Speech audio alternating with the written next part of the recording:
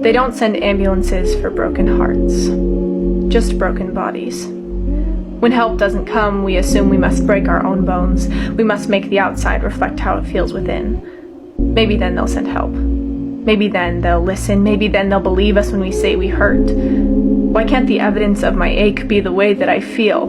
Why does blood have to spill to make my pain look real? I don't think the world should wait for people to puncture their skin to worry about the trouble within. I wish we treated broken hearts like broken bones and sent ambulances for bleeding souls.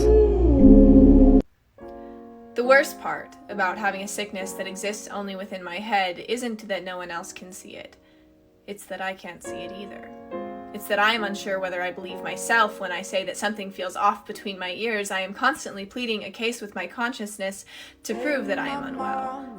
But well people do not try to prove to themselves that they are sick. Well people do not question if they are well. Well people don't write poetry to dissect themselves. When will I let my unwellness be proof of my unwellness?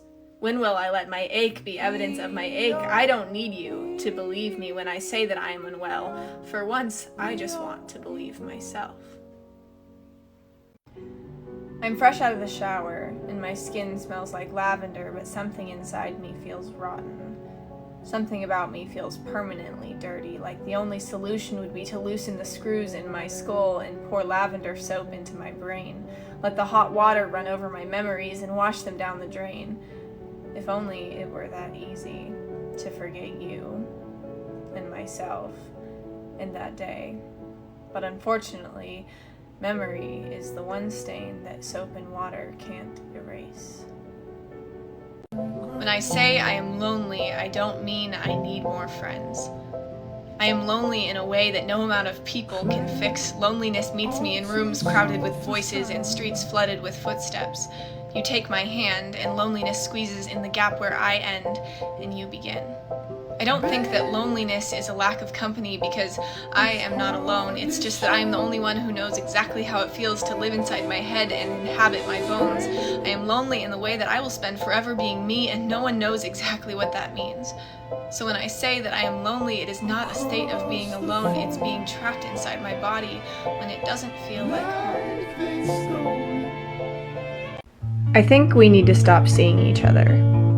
I know your intentions are good, but lately it feels like I'm becoming more you than I am me. It's like you've taken over my personality, and I miss who I was when I wasn't with you. So I think we need to break up. I think it's for the best, but just tell me, how do I break up with someone who lives in my head?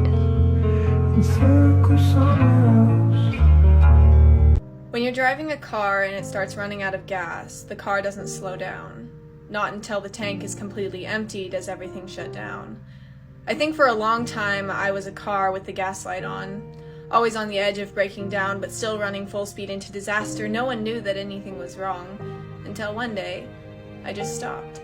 Stopped getting out of bed, stopped answering the phone, stopped caring. Everyone wondered what happened, but they didn't know that I'd been on empty for weeks.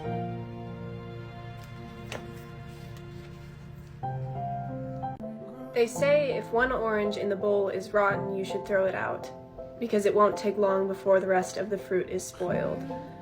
But tell me, what if I'm the rotten orange? What if I'm ruining everything I touch and I don't know how to stop? What if the closer you get to me, the more damage I do? What if you tried to love me and I turned you rotten too? What if decomposition is the only love I know? What if I belong where the rotten oranges go?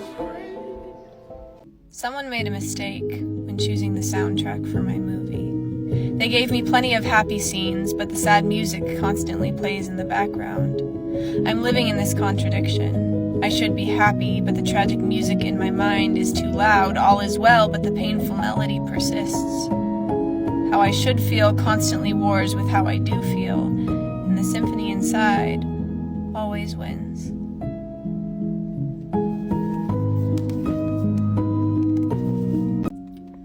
You're starving yourself, and you don't even realize it. But I do. I see the unanswered text in your phone. I see the way you close your doors on the people you love. You're depriving yourself of affection. I know you didn't shut your doors out of resentment. You did it out of fear. You're scared of what's inside of you. But I'm not. You think you can smother yourself quietly, but you can't. I've been counting the stars every night, and I noticed when you disappeared, when you tried to put out your light. I bet you don't even know how essential you are. I know the stars don't know that they are stars, and the light doesn't know that it is light. I know you didn't ask for it, but here are your reasons to let love inside. 1, you deserve it. The same way you deserve to eat and drink, you're worthy of all of the love in 1,000 galaxies. 2, you're you, and the universe only ever witnessed one of you, and that is all the universe will ever get.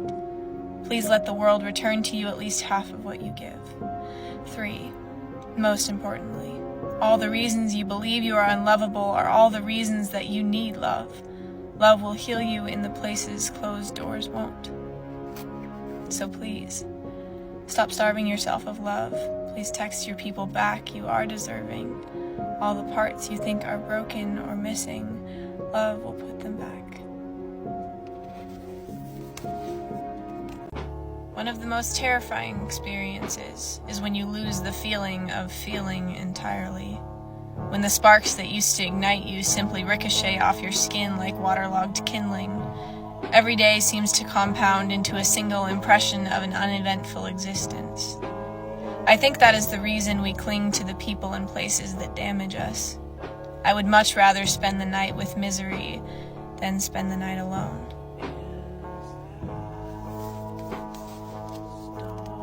I wish that I didn't disappoint you when I can't love myself, when I can't eat, when I can't drink, when I can't take care of me, because now there are 2 things inside me screaming. One is telling me that I'm failing myself, and the other one is telling me that I'm failing you. I know that you only look at me that way because you love me, but you don't understand. It tears me twice apart, that by being reckless with my life, I'm being reckless with your heart.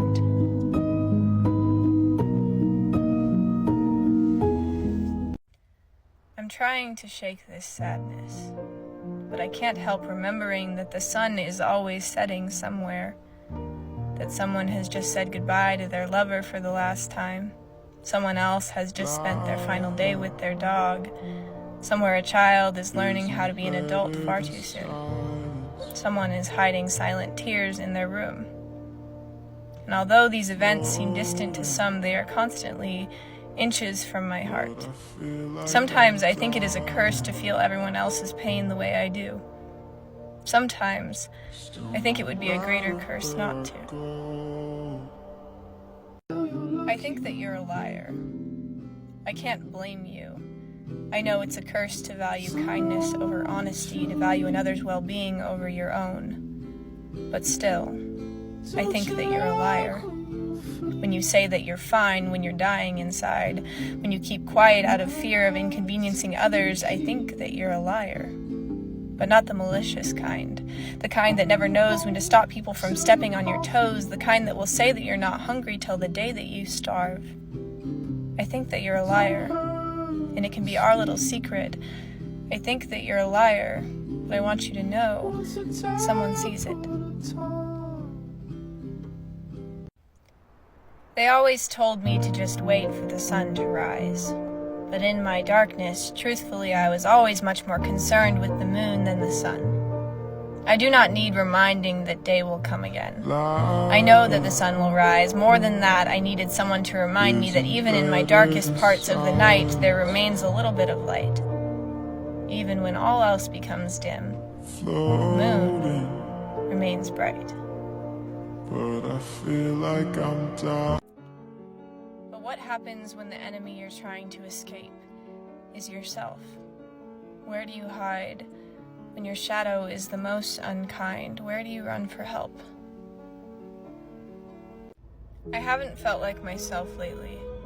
My heart isn't broken, but it still breaks sometimes. It's hard to get out of bed, and it's hard to justify my ache when the sun is shining outside. I've been wondering if it's possible to get lost without ever leaving home. To look at my reflection and see a stranger, to misplace myself in the maze of my mind. Curious. To feel like I'm missing when I'm looking in my eyes. Do you ever notice how you can fill a glass of water a little bit higher than the rim of the glass, and the surface tension holds it all together? but you add one drop too many, and a puddle spills onto the floor. I think that emotions are kind of like that. You can exist in a state of tension for so long, but eventually one drop is all it takes to make you overflow. I guess that my point is, the drop that breaks you often has nothing to do with the 1,000 that filled the cup. You cannot accredit your overflow to a single drop, and you can't accredit your reaction to a single incident. Remember how long that you've been waiting to overflow. Lately, I wake up in the morning and I already feel as if I've failed. And I know it's confusing for you and it doesn't look like I've done a single thing, but please know that sometimes fighting looks a little different for me. And sometimes failure doesn't require action, it only requires that I have moved in my mind and my mind was not impressed with what I did. I hate to reduce my depression down to a hypothetical happening inside my head, because it's more than that. It's heavier than that. But if I can somehow make you understand half of the weight or half of the reason I can't move from my bed today, then maybe I will be one step closer to breathing a little easier. Maybe if I can somehow share what it is like to be in my mind, I will be one step closer to being liberated of it. Maybe if I can make you comprehend why I feel like a failure when I haven't done a single thing, your understanding will somehow set me free. Sometimes I get trapped in a memory that isn't kind. Like I'm in a windowless room with no source of light. I'm surrounded by echoes of voices from my past and I cover my ears, but it never lasts. The voices crawl through the creases and cracks. The light inside me dims and my vision turns black. I forget what sunlight feels like. I forget what it's like to dance. I forget that life is beautiful. I forget that this will pass. So if you find yourself trapped in a room similar to mine, reach your hand into the dark, and I think that you will find that I am reaching back. I'll take your hand in my own. It is better to be in a dark room together than to be in a dark room alone.